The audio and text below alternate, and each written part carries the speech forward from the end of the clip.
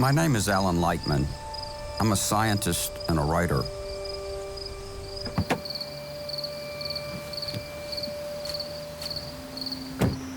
My family has a home on a small island in Maine.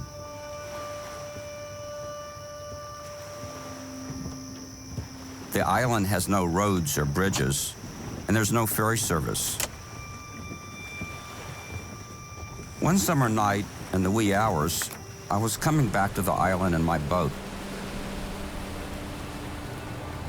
I was alone on the water.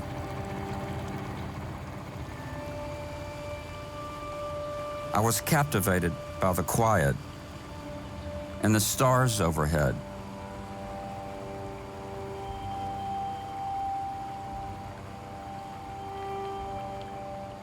I decided to turn off the engine.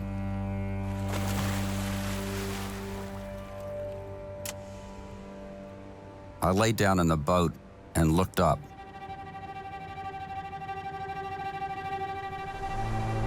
After a few moments, my world dissolved into that star-littered sky.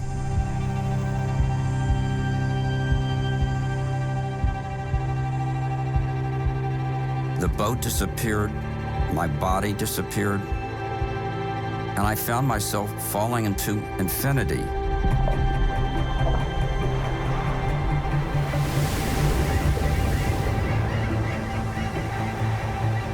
I felt as if I were part of the stars. I was merging with something much larger than myself.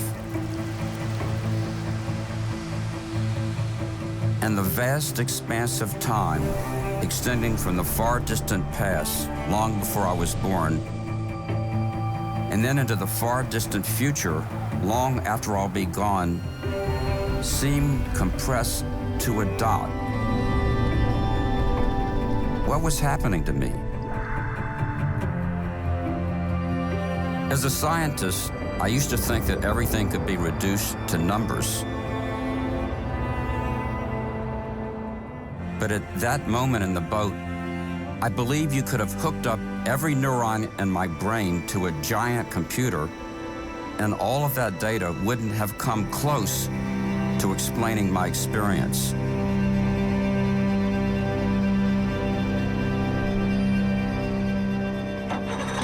After a time, I sat up and started the engine again. And so began my personal journey to understand how these different worlds relate. The world of atoms and molecules, and the world of complex human experiences. In a material and impermanent cosmos in the age of science, what is it that has meaning? And how can we find it?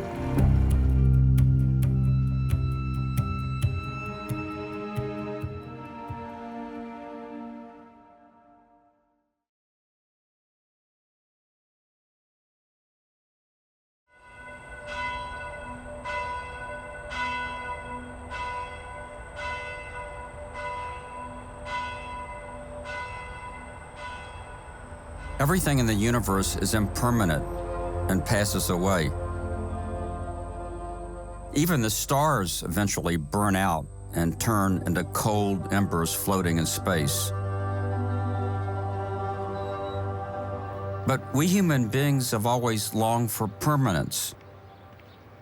We build cathedrals to last for centuries, and we believe that at least the heavens were permanent.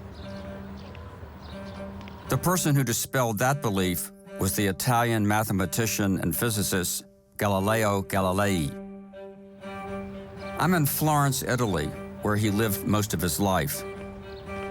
Galileo is considered the first modern scientist. He started by experimenting with everyday objects, rolling balls down slopes and observing pendulums. And around the year 1600, he discovered the law for the motion of pendulums. The same timeless law that I verified myself as a boy 4 centuries later. But what really brought me to Florence was Galileo's revolutionary work with the telescope. The 16th and 17th centuries were a time of new ideas about light, perspective, and the appearance of things. Painters were experimenting with converging lines in their pictures of the world, showing how perspective could arrange things in space. Scientists measured the speed of light. The telescope was the jewel of these discoveries. Crude spyglasses had been invented in Holland, but used only for military work. Galileo realized that by varying the placement of lenses and the length of the tube, he could improve the design and make things appear much closer than they would to the naked eye. I wanted to see Galileo's original instruments preserved in this museum. The ancient Greek philosopher Aristotle thought that the Earth was the center of the universe, and that the moon, the sun, and the stars sat on surrounding spheres. According to Aristotle, the heavenly bodies were all made of some immortal, perfect, indestructible stuff, which he called the ether. The moon was a pure white sphere in the sky. There they are, the only two surviving telescopes made by Galileo himself. He was one of the very first people to point a telescope at the sky. It amazes me how simple Galileo's first telescopes were. Pretty much just a tube with two lenses. But with these simple instruments, Galileo saw craters on the moon and spots on the sun.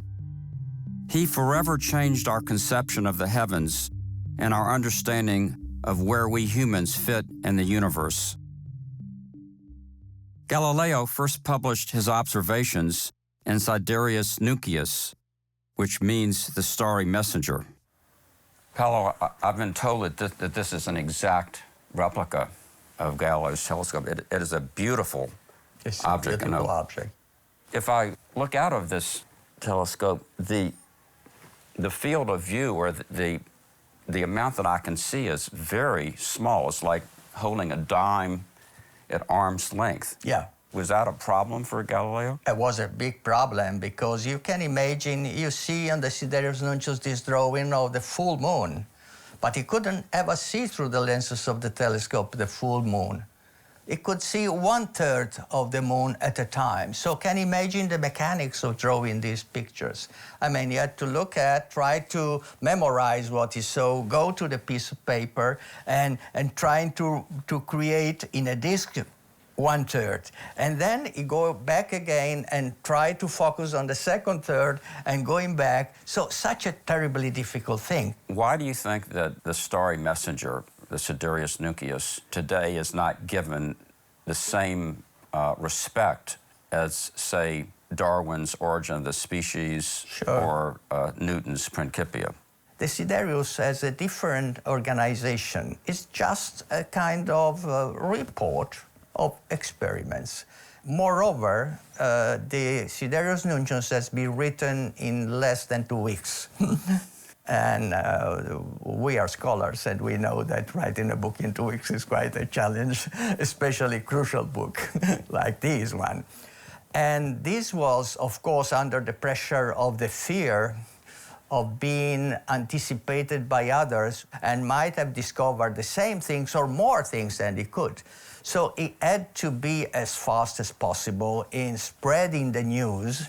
Nuncius means news, spreading the news, and so he wrote as quick as possible. It sounds like Google and Apple rushing new products to market. New products, breaking news.